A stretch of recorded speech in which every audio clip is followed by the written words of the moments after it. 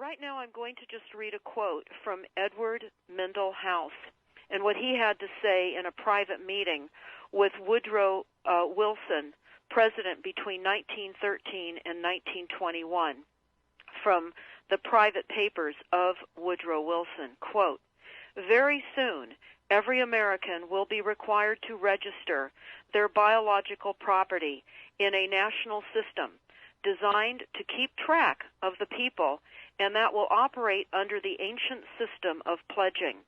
By such methodology, we can compel people to submit to our agenda, which will affect our security as chargeback for our fiat paper currency.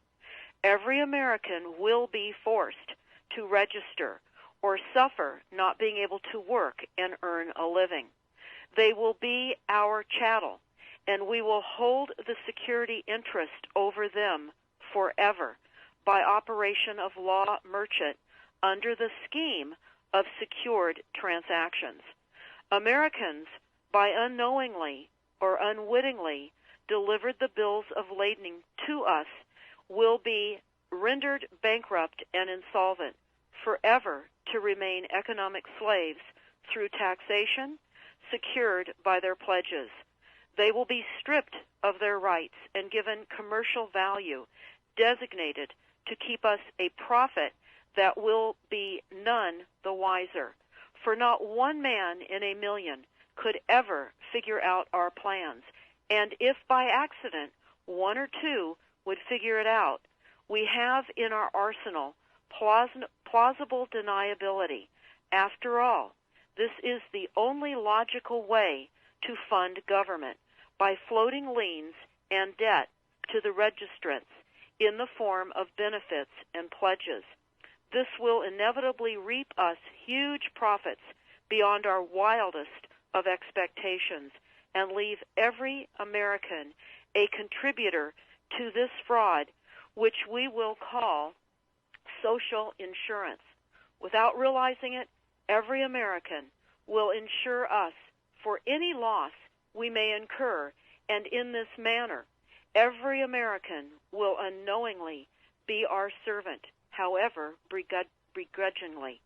The people will become helpless, without any hope for their redemption, and we will employ the high office of the President as our dummy corporation to foment this plot against America. Having established plausible deniability, even if people become enlightened that they had a remedy and pursued it, the attorneys, judges, and legislators could claim that they did not understand the people's claims, especially if the technical requirements for achieving it were not followed pursuant to statutory requirements, requiring the public schools to teach civics, government, and history classes out of federally approved, politically correct textbooks written by the publishing houses owned by the owners of the Federal Reserve would assure that the people would not discover the remedy for a long time, if ever. I would recommend that everyone read Fruit from a Poisonous Tree by Melvin Stamper, M-E-L-V-I-N, Stamper, S-T-A-M-P-E-R. That is Fruit from a Poisonous Tree. This is out of Chapter 2 of Fruit from a Poisonous Tree.